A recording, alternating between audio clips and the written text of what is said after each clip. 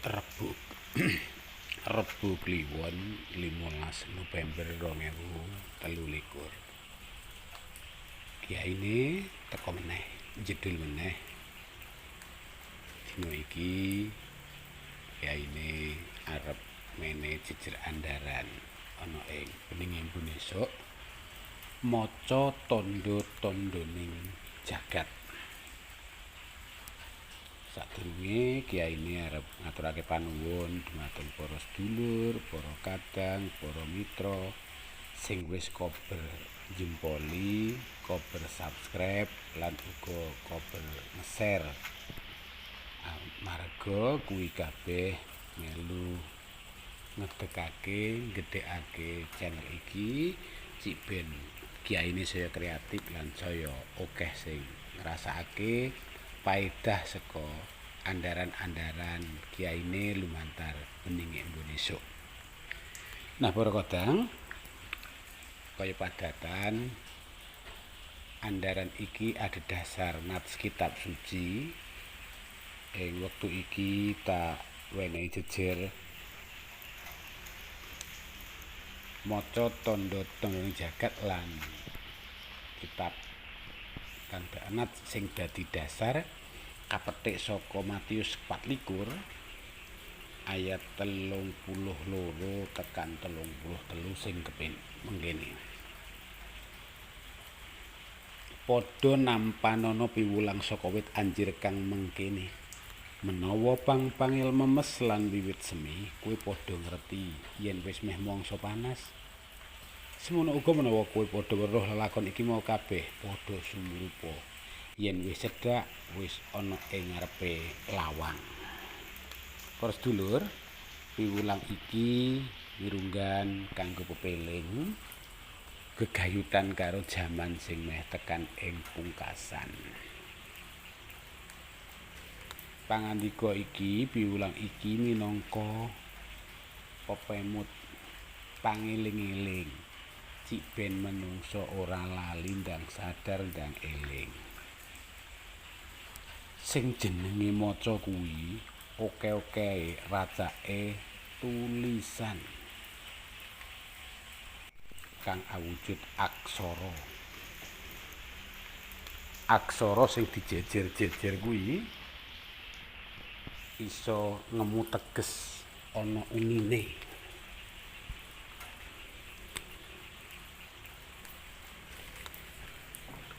Unine kaya ngapa? Gumantung karo jejer-jejere. Kabeh gumantung karo jejer-jejere aksara sing digawe. Kuwi carane nyinau gampang. Lan babagan maca tulisan kang awujud aksara kuwi mayar. Ana pathokane contone BA macane ba, BI macane BA ba, BU bu babu. Beda karo maca basaning kahanan. Kudu sregep sinau cik ben titis lan mangerti. Obah usi ing kahanan iki sejatine basane Gusti. Basane Gusti Allah sing kudu diwaca dening titah kang awujud menungsa. Babagan maca kahanan ing jagat kuwi nate dadi pokok unduraning piwulange Gusti Yesus nalika mulang babagan wekasaning jaman.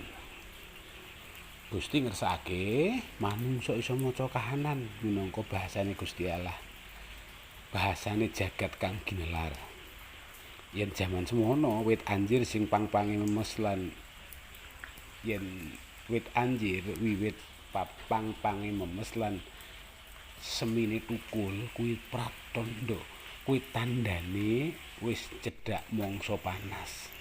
Lan menawa weruh jaman sing wis ora nate tentrem, anane mesrah lan congkrah, anane munggugu karepe dhewe, gegeki karepe dhewe, pengen terkenal dhewe, serakah, cerah sulaya, kuwi tandane jagat wis meh tumeka ing wekasane.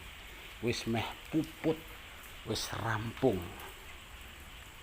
meh titi mangsane jagat kukut. Nah, para sedulur, ing jaman saiki payu nata niti payu padha niti priksa apa kahanan cerah lan congkrah dalah cengkah kuwi wis dumadi ana ing sak jroning urip iki, ing jaman saiki, ing uripe awake dhewe. Njur carane dipriksa piye? Kawiwitan saka diri pribadi wae, ora sah saka liyane. Biji awake dhewe niti priksa apa kekarepan kamanungsan sing ana ing sakjroning uripku. Apa kekarepanku sing ancase sejatine mung ngujo marming diri, ngujo marming kamanungsan kuwi jumbuh karo karsane Gusti. Payu sadar para kadang para sedulur, ora sithik lho sing bungkus kekarepane dhewe karo karsane Gusti. Jarene dibungkus kesepakatan, atas nama kesepakatan, atas nama tatanan, aturan, apa ya kuwi kersane Gusti. Apa sing jenenge tataran keputusan kuwi ora iso diowahi. Awang Gusti wae nate kleru gawe keputusan nalika jaman Hizkia kae. Saiki nek rumangsa gawe keputusan wis ngungkuli Gusti Allah. Mbok jagat gulung tikar, mbok jagat kukut, pokoke nek keputusan ngene ora iso diowahi, patok buangkrong.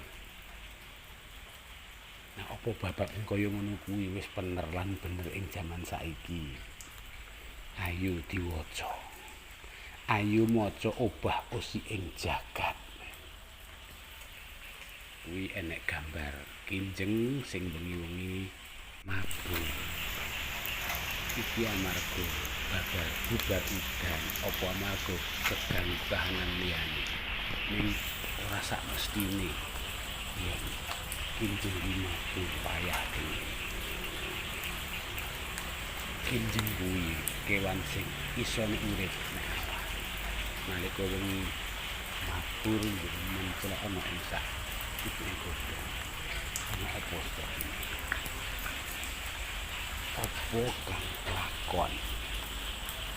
Nah, para sedulur, Gusti Allah lumantar Gusti Yesus ngersakake awake dhewe kuwi pinter maca kahanan, maca tulisan tanpa huruf tanpa aksara kaya ning video sadurunge.